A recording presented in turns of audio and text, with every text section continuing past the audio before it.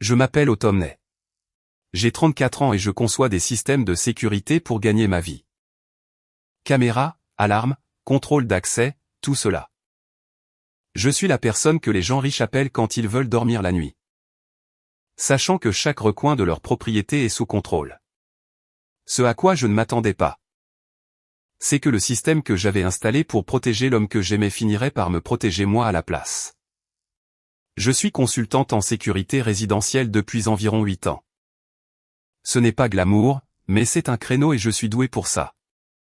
Je connais la différence entre la paranoïa et la préparation. Je sais comment entrer dans une maison, voir tous les angles morts, et m'assurer que personne ne peut se faufiler sans être vu. Ironiquement, je n'aurais jamais pensé que le véritable angle mort serait la personne allongée à côté de moi. J'ai rencontré Evan il y a 2 ans au barbecue d'un ami. C'était une de ces réunions de fin d'été où l'air sentait le maïs grillé et le charbon de bois. Et où tout le monde prétendait ne pas déjà redouter le lundi. Il venait d'acheter son premier appartement en centre-ville et parlait fort et de manière dramatique. De sa haine de dormir seul. Chaque petit bruit le faisait sursauter. Les tuyaux grinçaient. Ça devait être un cambrioleur. La porte du voisin claquait. Clairement quelqu'un qui essayait de s'introduire chez lui. Il plaisantait, mais sous l'humour, j'entendais une peur réelle. Mon ami Jenna m'a donné un coup de coude et a murmuré, client pour la sécurité à 6 heures. J'ai ri, je me suis approché et je me suis présenté. Bonjour, je suis Automne. J'aide les propriétaires effrayés à mieux dormir. Vous semblez être ma cible démographique. Il a souri, un peu embarrassé. Evan, propriétaire d'appartements fraîchement terrifié. Alors, vous êtes quoi? Une sorte d'experte en sécurité? Quelque chose comme ça, ai-je dit en lui tendant ma carte. Nous pouvons faire de votre appartement un Fort Knox si vous voulez. Ce qui a commencé comme une consultation professionnelle s'est transformé en café. Le café s'est transformé en dîner. Le dîner s'est transformé en regardons cette série ensemble. En peu de temps, je savais comment il prenait son café, quel côté du lit il préférait. Et qu'il avait l'habitude de tapoter son pouce contre son verre quand il mentait en disant que tout allait bien. En 6 mois, nous étions officiellement en couple. Pour notre premier anniversaire, nous parlions d'emménager ensemble un jour. Nous n'avons pas précipité les choses. Nous avons gardé nos propres appartements. Mais nous avions les clés l'un de l'autre et passions la plupart de nos nuits ensemble. Généralement dans son appartement car il était plus proche du centre-ville où nous travaillions tous les deux. Très tôt, j'ai fait quelque chose pour lui pour lequel je facturerais normalement beaucoup d'argent. J'ai installé un système de sécurité complet dans son appartement en guise de cadeau. Tu es sûr?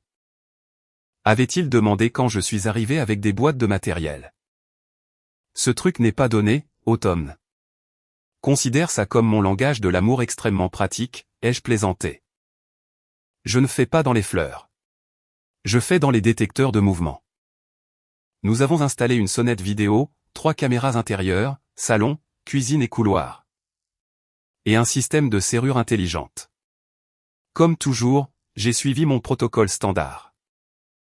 J'ai créé des comptes administrateurs et utilisateurs séparés. J'ai configuré le téléphone d'Evan comme administrateur principal avec un contrôle total. J'ai gardé un compte d'accès utilisateur secondaire sur mes propres appareils pour les urgences et la maintenance. Mais seulement avec son consentement écrit explicite. J'ai une règle simple. Je ne me fie jamais à un mais nous sortons ensemble comme permission. Je documente tout, chaque paramètre, chaque niveau d'accès. Cela protège le client et cela me protège. Nous en avons même eu une conversation à son îlot de cuisine un soir alors que je finalisais l'installation. Donc techniquement, tu pourrais juste t'asseoir à la maison et me regarder me promener en pyjama. A-t-il demandé, moitié en plaisantant, moitié sérieux. Techniquement, ai-je répondu, non. Pratiquement. Non plus. Les caméras enregistrent lorsqu'elles détectent un mouvement et stockent les séquences dans le cloud pendant 30 jours. Tu as l'accès administrateur. Tu contrôles ce qui est supprimé. Je ne me connecte que si quelque chose ne va pas ou si tu me le demandes. Il avait hoché la tête, apparemment rassuré. D'accord, je te fais confiance. À l'époque, cette phrase m'avait réchauffé le cœur. Plus tard, je me la repasserai dans ma tête comme une mauvaise blague. Nous vérifions rarement les enregistrements. De temps en temps. Il consultait le flux si un colis était livré ou si un bruit fort dans le couloir l'effrayait. La plupart du temps, le système existait simplement, un gardien silencieux.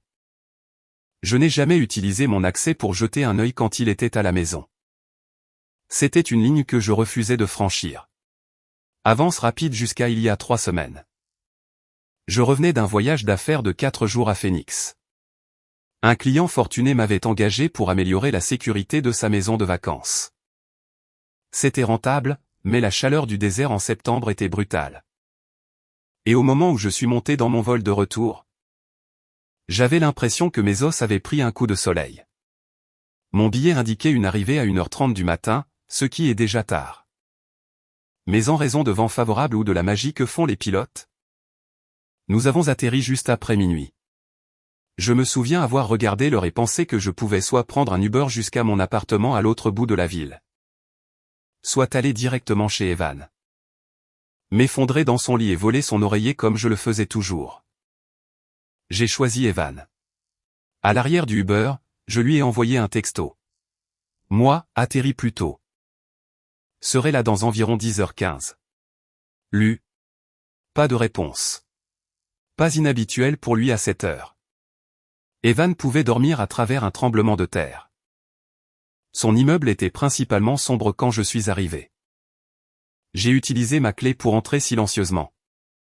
De la manière dont on le fait quand on ne veut pas réveiller quelqu'un qu'on aime. Au moment où je suis entré, une étrange quiétude m'a enveloppé. La seule lumière provenait d'une petite veilleuse branchée dans la prise de la cuisine. L'appartement sentait légèrement le vin rouge. J'ai laissé mon sac près de la porte et me suis dirigé vers la cuisine pour prendre un verre d'eau. C'est là que je les ai vus. 2 verres à vin dans l'évier. L'un était son gobelet transparent habituel.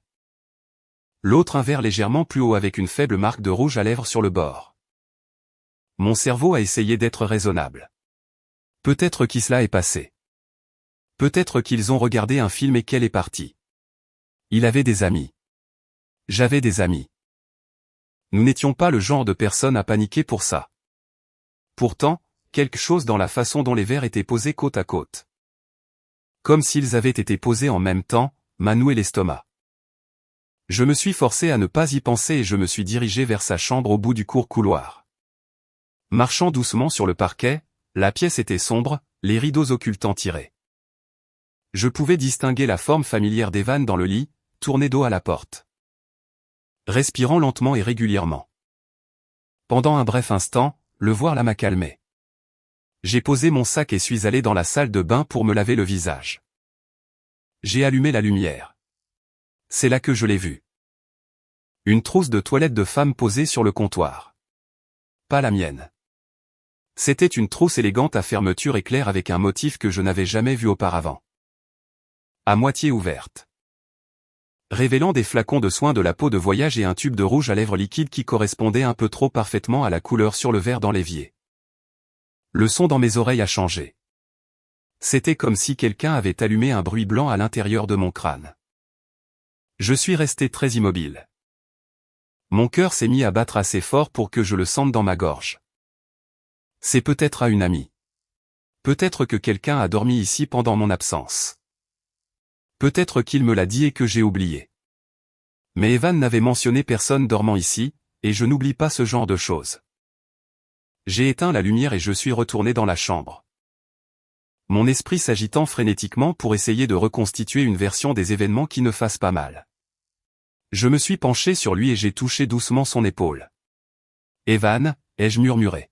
« Et, c'est moi. » Il a sursauté légèrement, puis a plissé les yeux vers moi, désorienté. « Automne, quelle heure est-il » ?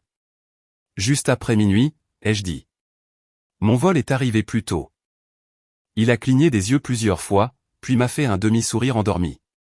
Tu es de retour. Ouais. J'ai hésité. Tu as eu quelqu'un ce soir ? Son expression a changé. Juste un vacillement, à peine perceptible.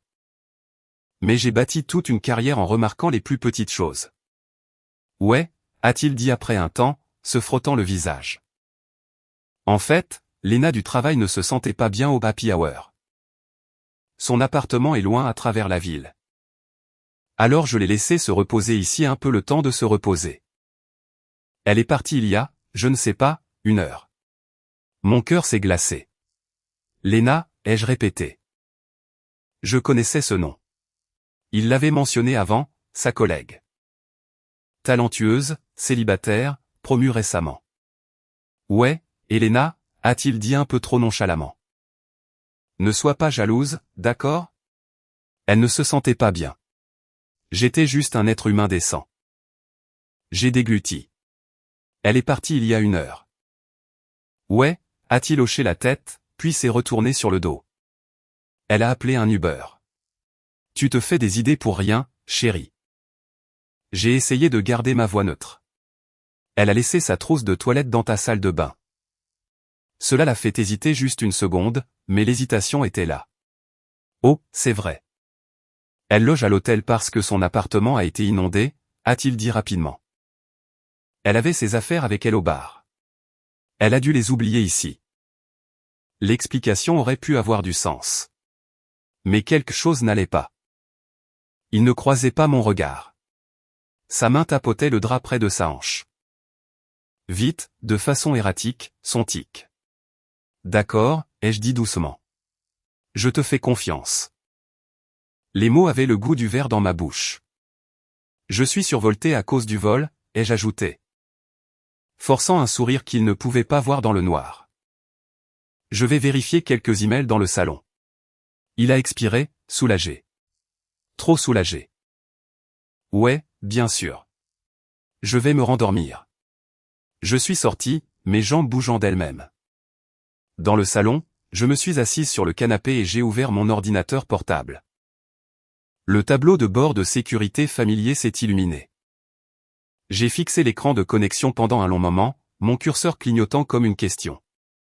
Je ne vérifiais jamais les caméras quand il était à la maison, jamais. C'était ma limite. Ce soir, quelque chose était différent. La poitrine serrée. J'ai entré mes identifiants d'utilisateurs autorisés et j'ai accédé au stockage cloud. Le système a chargé les vignettes de la sonnette, du couloir et du salon. J'ai cliqué sur le fichier le plus récent de la caméra de la porte d'entrée. Horodaté un peu après 23 heures. La séquence s'est ouverte en plein écran. Là, avec une clarté cristalline, j'ai regardé Lena sortir de l'appartement. Elle ne titubait pas. Elle ne se tenait pas au mur. Elle ne se sentait pas mal. Et la façon dont Evan l'a embrassée pour lui dire au revoir à la porte. Personne ne pouvait confondre cela avec quelque chose d'amical. Mon estomac s'est noué. Je n'ai pas appuyé sur pause. J'ai fait défiler jusqu'à plus tôt dans la soirée et j'ai cliqué sur un autre clip. Celui-ci datait d'un peu après 18h30. La porte d'entrée s'est ouverte. Lena est entrée, parfaitement apprêtée. Avec un sac de voyage en bandoulière et des boissons à la main. Evan l'a accueillie à la porte. Ils n'ont pas hésité. Ils se sont embrassés comme s'ils l'avaient fait 100 fois auparavant. La caméra du couloir les a surpris disparaissant vers la chambre, très proches l'un de l'autre. Les images du salon les ont montrés plus tard blottis ensemble sur le canapé, verre à la main. Riant de quelque chose que seul pouvait entendre. J'étais assise là, seule dans le noir. À regarder ma relation s'effondrer sous 3 angles différents. Et pour la première fois de ma vie, j'ai souhaité ne pas avoir installé le système parfait. Je ne sais pas combien de temps je suis restée assise à regarder l'image en pause sur l'écran de mon ordinateur portable. C'était comme si la pièce avait cessé de respirer avec moi. Il y avait l'image. Evan à la porte, Lena se penchant vers lui. Leur visage très rapproché comme si c'était la chose la plus naturelle du monde. Leur corps encadré par la porte que j'avais personnellement sécurisée avec une gâche renforcée. Une serrure intelligente personnalisée. J'avais fortifié l'entrée même où il m'avait trahi. J'ai dégluti difficilement, un goût de métal au fond de la gorge. Une partie de moi voulait fermer l'ordinateur portable et prétendre que je n'avais rien vu. Le laisser garder sa fiction, prétendre que mon cœur ne savait pas comment s'effondrer comme ça. Mais l'image fixe me brûlait les yeux. Ce n'était pas une erreur ponctuelle. Ce n'était pas un baiser de ne se sentait pas bien ou une limite franchie une fois. C'était routinier, calculé, confortable. Mes mains semblaient étrangement stables alors que je cliquais dans le dossier intitulé Journal 2. Mouvement couloir. Fichier après fichier montrait une activité les nuits où j'étais à Phoenix. J'en ai cliqué un au hasard datant de 2 nuits plus tôt. La revoilà, Lena entrant à 19h12. Evan l'accueillant avec la même proximité familière, elle riant. Lui touchant la taille comme si elle lui appartenait. Et puis un autre fichier, et un autre. Un par un. Les vignettes se sont transformées de carrés gris inoffensifs en une carte complète de la trahison. Elle était venue au moins 4 fois en 4 jours. Avait passé la nuit 2 fois.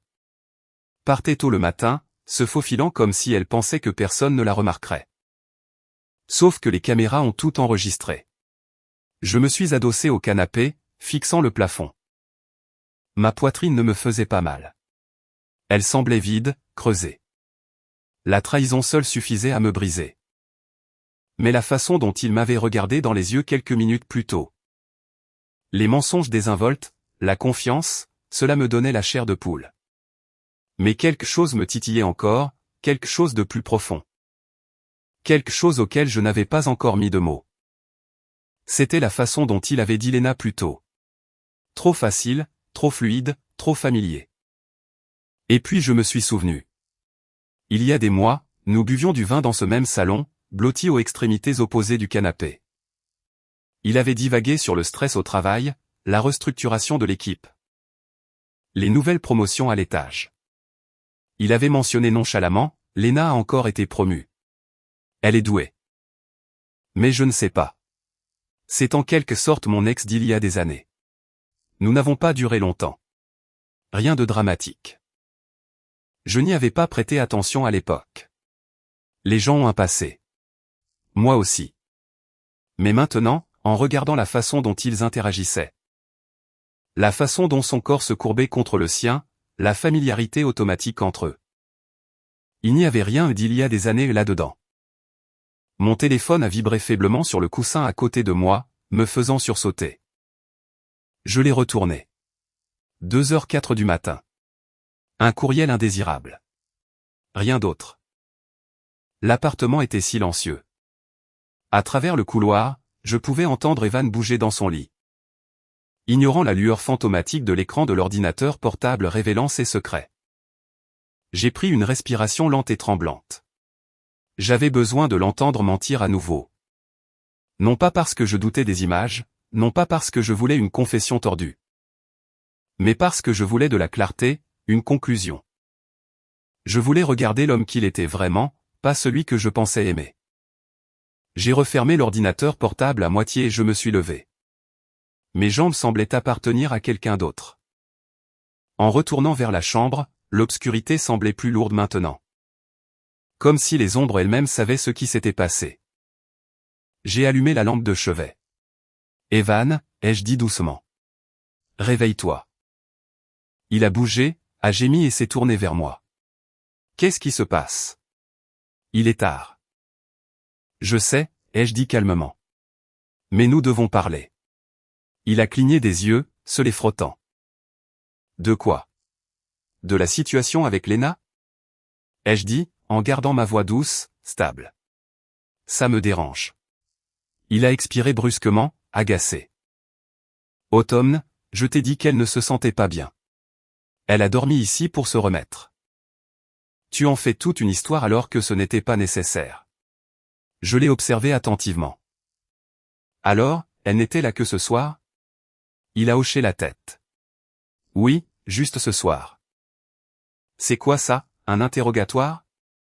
Et elle est arrivée en ne se sentant pas bien. Oui. Sa voix s'est durcie d'irritation. Je te l'ai déjà dit. Et elle est partie vers 23h. Il a soufflé. Oui, automne. Je peux me rendormir maintenant? Le mensonge était si propre qu'il m'a presque impressionné. Je lui ai fait un petit sourire tranquille. D'accord, donne-moi une minute, ai-je dit. Je vais chercher mon ordinateur portable. Ses yeux se sont ouverts un peu plus grands pendant une fraction de seconde. Juste assez pour que je voie la panique commencer à s'installer. Quel ordinateur portable, a-t-il demandé. Celui dans le salon, ai-je répondu simplement. Je veux te montrer quelque chose. Il s'est assis un peu trop vite. Autumn, qu'est-ce que tu fais? Sa voix s'est légèrement brisée. Sérieusement, qu'est-ce que tu fais? Rien pour l'instant, ai-je dit. Reste assis. Je suis sorti avant qu'il ne puisse réagir. J'ai pris l'ordinateur portable et je suis retourné dans la chambre. Il était assis droit maintenant, la poitrine se soulevant et s'abaissant plus rapidement qu'avant. Je me suis assise sur le bord du lit, j'ai ouvert l'ordinateur portable. Je n'ai pas appuyé sur lecture, je n'ai même pas agrandi les images. Juste les vignettes à l'écran, la caméra de la sonnette, la caméra du couloir. La caméra du salon suffisait. Evan les a fixées comme si elles étaient un compte à rebours avant sa propre fin. Autumn? Sa voix était à peine un murmure. S'il te plaît, ne fais pas ça. Ne fais pas quoi? Ai-je demandé doucement. Ne regarde pas. Ne demande pas. Ne sache pas. Il a dégluti difficilement. Tu m'as espionné?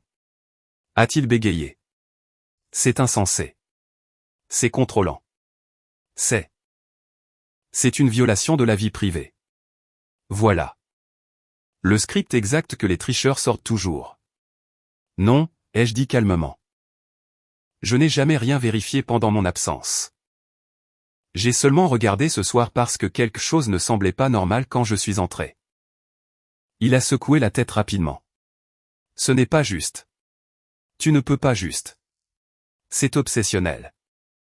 Les caméras sont pour la sécurité, ai-je dit d'une voix égale. Et en ce moment, elles font leur travail.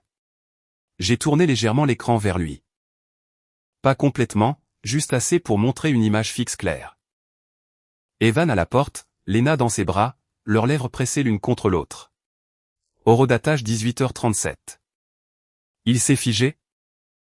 Le sang se retirant de son visage si rapidement que c'était comme si on avait débranché une prise. Ce n'est pas, a-t-il commencé. C'est exactement ce que ça a l'air d'être, ai-je dit doucement.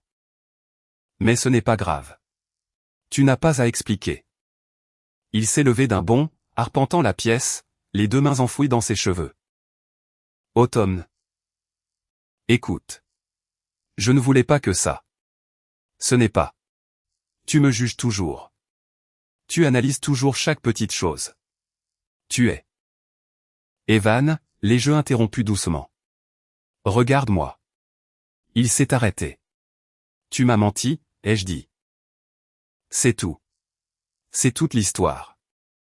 Sa bouche s'est ouverte et fermée comme s'il cherchait la bonne forme d'une vérité qu'il n'avait pas. Nous allions rompre de toute façon, a-t-il lâché soudainement. S'accrochant au mot comme à une bouée de sauvetage.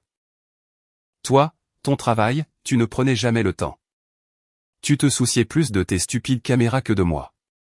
C'est drôle, ai-je dit doucement. Parce que maintenant, ce sont les seules choses dans cette maison qui disent la vérité. Pendant un moment, aucun de nous n'a parlé. Finalement, j'ai expiré lentement et je me suis levé. Je vais faire mes valises. Son expression a vacillé de la panique à la colère. Puis à quelque chose qui ressemblait presque à de la peur. Autumn, attends.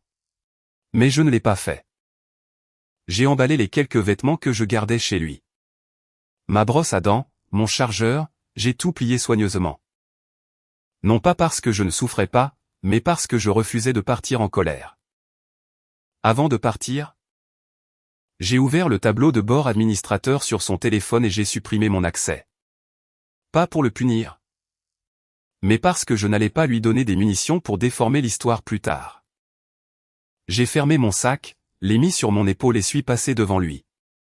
Il ne m'a pas arrêté. Il n'a pas tendu la main vers moi. Il ne s'est pas excusé. Il est juste resté dans l'embrasure de la porte. L'air de quelqu'un dont les mensonges n'avaient finalement plus d'endroit où se cacher. À 2h47 du matin, je suis monté dans le Uber et j'ai doucement fermé la porte derrière moi.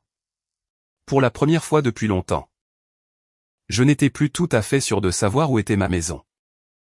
Je n'ai pas pleuré sur le trajet du retour. Je pensais que je le ferais. Mon Dieu, je m'y attendais. Le genre de pleurs qui vous nouent la gorge et font que les étrangers vous demandent si ça va. Mais au lieu de cela, je suis resté très immobile à l'arrière de ce Uber, regardant la ville défiler à travers la fenêtre. Chaque lampadaire, chaque passage piéton, chaque coin familier semblait étrangement distant. Comme si je flottais à quelques centimètres au-dessus de la réalité. Le choc fait ça. Il enveloppe vos émotions dans du papier bulle. Au moment où j'ai atteint mon appartement, l'engourdissement s'était transformé en une sorte de clarté aiguë et silencieuse. Le genre qui arrive après une catastrophe. Lorsque votre cerveau comprend enfin que quelque chose d'irréversible s'est produit. Je suis entré, j'ai laissé tomber mon sac sur le sol et je suis resté là, dans le salon sombre. Je l'ai dit à voix haute juste pour entendre les mots dans l'air. Il m'a trahi. Le silence a avalé la phrase en entier. Le lendemain matin, mon téléphone s'est allumé avec 9 appels manqués d'Evan. Puis 15 textos non lus allant de « S'il te plaît, appelle-moi, nous devons parler ». Ah, tu ne comprends pas ce qui se passait. Ah, nous n'étions même pas si sérieux que ça jusqu'au classique « Si tu t'en souciais ». Tu n'aurais pas espionné avec des caméras dans ma maison. J'ai bloqué le numéro. Je pensais que ce serait la fin. J'avais tort. Ça a commencé le 3e jour. Jake, notre ami commun qui travaillait avec Evan, m'a appelé pendant le déjeuner. Il n'a même pas dit bonjour en premier. Autumn, tu dois savoir quelque chose. Mon estomac s'est noué. Que s'est-il passé? Tu ne vas pas aimer ça, a-t-il dit. Evan a raconté aux gens au travail que tu avais installé des caméras cachées dans son appartement. Des secrètes, pour l'espionner. J'ai fermé les yeux. Bien sûr qu'il l'avait fait. Jake a continué, baissant la voix. Il dit que tu as utilisé ton travail pour le contrôler et que tu l'as observé à travers les caméras. Sans son consentement. Une sensation de malaise et de froid s'est répandue sur mes côtes. Ce n'est pas juste un mensonge, ai-je murmuré. Ça pourrait me ruiner. Je sais, a dit Jake. C'est pour ça que j'appelle. Certaines personnes le croient, d'autres non. Mais les RH en ont entendu parler. Je me suis affalé dans ma chaise. Mes moyens de subsistance dépendaient de la confiance. Toute mon entreprise était basée sur la réputation. Les gens m'engageaient non seulement parce que j'étais compétente, mais aussi parce que j'étais éthique. Si la rumeur se répandait que je surveillais secrètement un partenaire romantique, j'étais fini. Ma respiration est devenue courte, tremblante. Jake, j'ai tout documenté. Je sais que tu l'as fait, a-t-il dit, mais tout le monde ne le sait pas. Je me suis frotté le front, essayant de comprendre ce changement soudain de situation. Evan n'essayait pas de se disculper. Il essayait de détruire ma réputation avant que je puisse parler. Une frappe préventive. Lâche, prévisible, terrifiante.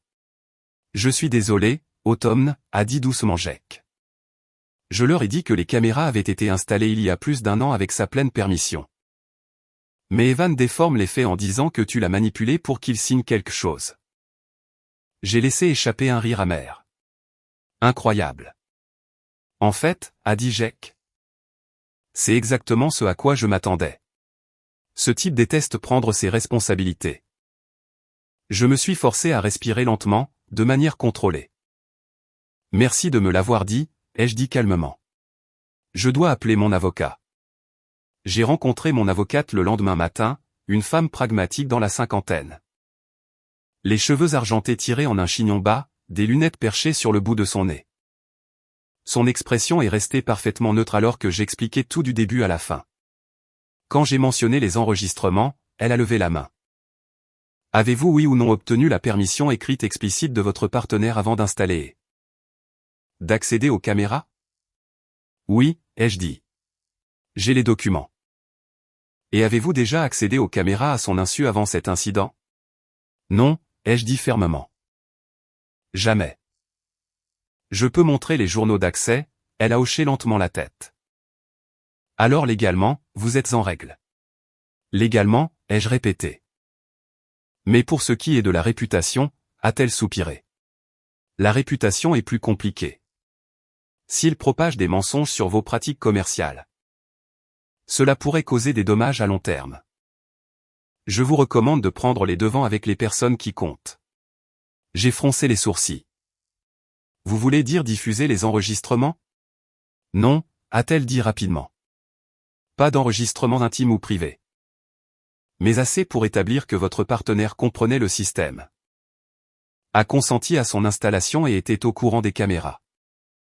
J'ai dégluti. Vous dites que je devrais me défendre? Oui, a-t-elle dit simplement, calmement, discrètement, factuellement.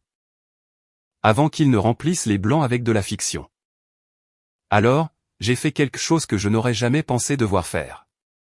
J'ai créé un dossier Dropbox privé protégé par un mot de passe intitulé Evan consentement et vérification d'accès.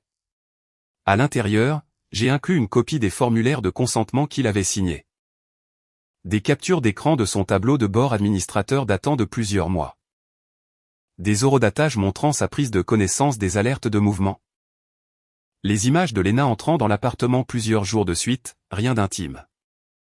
Juste les angles du couloir et de la sonnette, les images d'Evan et Lena s'embrassant à la porte. La preuve que je n'ai accédé au système qu'après être rentré plus tôt. Puis j'ai partagé le dossier avec 3 personnes. Jake, notre amie commune Megan, mon ancien collègue Brandon, qui me référait régulièrement des clients. Ce n'étaient pas des commères. Ils n'étaient pas dramatiques. C'étaient des gens qui pouvaient discrètement corriger le récit s'il se propageait dans les cercles professionnels. Je leur ai envoyé à tous le même message. S'il vous plaît, ne partagez pas cela publiquement. Je n'essaie pas de l'embarrasser. J'essaie simplement de protéger mon entreprise, mon nom et mes moyens de subsistance. Tous les 3 ont répondu par quelque chose du genre « Nous te soutenons ». Pour la première fois depuis des jours, le poids écrasant sur ma poitrine s'est un peu allégé. À la fin de la semaine, les choses ont commencé à changer. Evan s'était clairement attendu à ce que tout le monde croie aveuglément sa version. Mais lorsque Jake et quelques autres ont résisté calmement, fermement, factuellement, les fissures dans son histoire ont commencé à apparaître. Les RH ont convoqué Lena pour une conversation. Le lendemain, elle a été discrètement réaffectée à une autre équipe avec un nouveau superviseur. Je l'ai appris par des bruits de couloir, mais je n'ai pas posé de questions. Je n'avais pas besoin de connaître les détails. Tout ce que je savais, c'était ceci. La vérité a une façon de trouver son propre chemin, même quand les mensonges sprintent. Et juste au moment où je pensais que ce cauchemar se calmait enfin, j'ai rencontré quelqu'un qui allait faire éclater la dernière pièce de l'histoire. C'est arrivé un mercredi après-midi tranquille. Un de ces jours où la ville semble à moitié endormie, et même l'air semble se mouvoir avec lenteur. Je venais de terminer une consultation avec un nouveau client et j'étais entré dans un café pour prendre quelque chose de sucré et de très caféiné. Je ne m'attendais pas à voir quelqu'un que je connaissais, surtout pas Yaya. Elle était assise près de la fenêtre, remuant son latte glacé en un cercle lent. Des écouteurs autour du cou, les yeux dérivant de l'autre côté de la rue, perdus dans ses pensées. Evan avait toujours dit qu'elle était l'une de ses amies les plus proches. Le genre qui le connaissait depuis toujours. Nous nous étions vus une poignée de fois, amicaux mais pas proches. J'avais prévu de faire un signe de tête poli. De continuer mon chemin et de laisser le passer là où il devait être. Derrière une vitre avec du ruban de mise en garde autour. Mais dès qu'elle m'a vu, ses yeux se sont agrandis. Elle a levé la main et m'a fait signe de venir. J'ai senti mes épaules se tendre. Je n'étais pas d'humeur à la sympathie, ou pire, à la confrontation. Pourtant, il semblait impoli de l'ignorer, alors je me suis approché. « Salut », ai-je dit prudemment. Elle a montré le siège en face d'elle. « S'il te plaît, assieds-toi. » J'ai hésité, puis je me suis assise dans le fauteuil. Elle m'a étudié un instant avec une expression que je ne pouvais pas déchiffrer. Pas de pitié, pas de jugement. Quelque chose de plus proche de la culpabilité. « Je suis contente de t'avoir rencontré », a-t-elle dit doucement. « Je voulais te parler. » Je me suis préparé intérieurement. « De quoi ?»« D'Evan », a-t-elle dit. « Et de tout. » J'ai expiré par le nez. Je ne pense pas avoir besoin de plus de détails. Non, a-t-elle dit rapidement. Tu mérites la clarté. Au moins de la part de quelqu'un qui n'essaie pas d'instrumentaliser la vérité. Sa formulation a resserré quelque chose en moi. D'accord, ai-je dit calmement. Vas-y. Elle s'est penchée en avant, joignant ses mains. J'ai dit à Evan qu'il faisait une énorme erreur, a-t-elle commencé. Pas seulement avec Lena, mais avec la façon dont il a tout géré avec toi. J'ai levé un sourcil. Il t'a parlé de la rupture? Il l'a dit à tout le monde, dit-elle avec un soupir, ou plutôt sa version. Je n'ai pas répondu. Elle a continué. Je savais qu'il mentait. Il a commodément omis la partie où il voyait Lena depuis des semaines. Et il n'a pas mentionné la partie où il a consenti au système que tu as installé. Un sourire amusé a tiré ma bouche, choquant. Et puis, Isa a dit. Tu sais ce qui m'a vraiment brisé. Il a commencé à essayer de te faire passer pour une personne contrôlante alors que c'était lui qui ne supportait pas d'être avec quelqu'un qui réussissait. J'ai cligné des yeux. Quoi? Elle a hoché la tête solennellement. Il était jaloux de toi, Autumn, constamment. Il se plaignait que tu gagnais plus d'argent, que tu étais toujours en demande. Que tu avais ta vie en main d'une manière que lui n'avait pas. Mon estomac s'est noué d'incrédulité. Il ne me l'a jamais montré. Non, a dit Isa. Parce qu'il le cachait sous des blagues.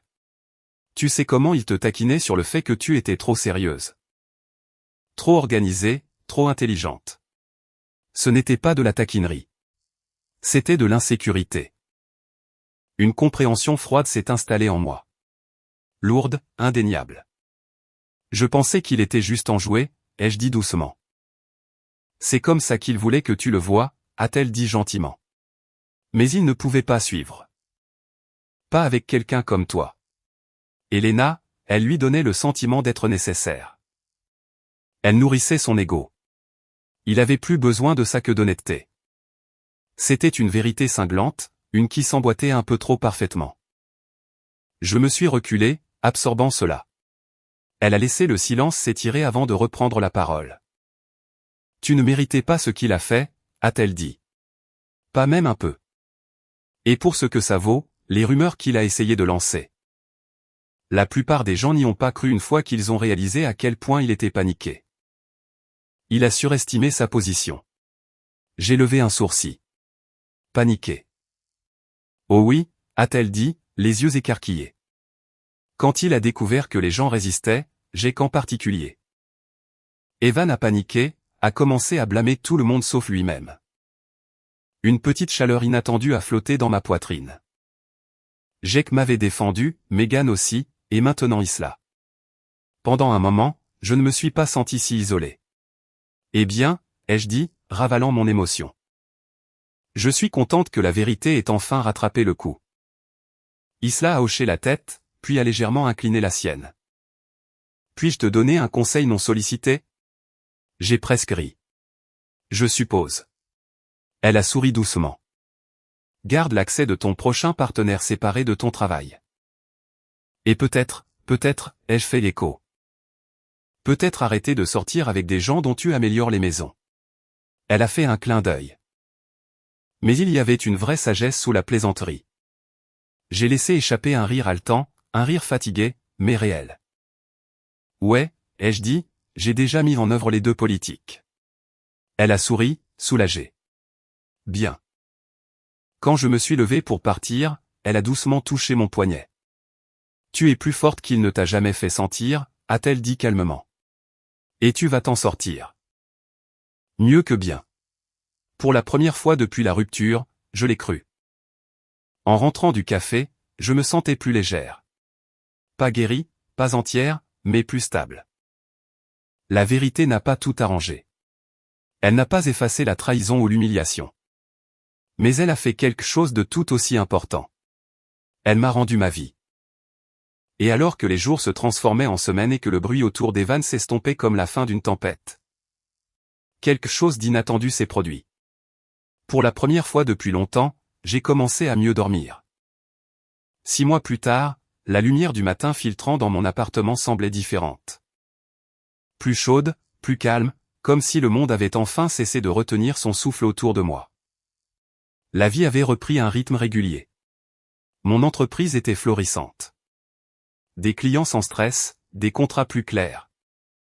Pas d'enchevêtrement romantique avec quiconque dont j'avais câblé la sonnette. Une frontière plus saine entre Automne la consultante et Automne la femme. Je sortais avec des gens de manière décontractée, rien de sérieux, rien d'engageant.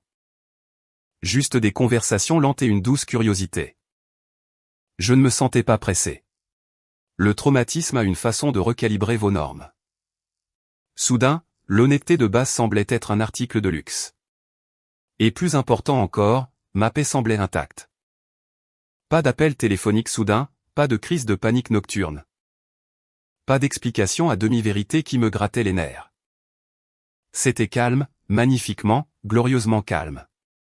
Un jeudi, je suis arrivé en avance à un café du centre-ville pour une réunion avec un client. C'était le genre d'endroit où les baristas portaient des t-shirts de groupe vintage. Des plantes pendaient à des cordes en macramé. Et la machine à expresso sifflait comme si elle avait une personnalité. J'ai commandé un cappuccino au caramel et je me suis assise près de la fenêtre. C'est là que je l'ai vu. Evan marchant sur le trottoir de l'autre côté de la rue. La même veste, la même démarche pressée. La tête légèrement baissée comme si le monde était devenu plus lourd depuis la dernière fois que je l'avais vu. Mon cœur n'a pas sursauté. Mon estomac ne s'est pas tordu. Je l'ai juste observé comme on regarde un ancien collègue que l'on a connu mais à qui on n'a plus rien à dire. Il ne m'a pas vu.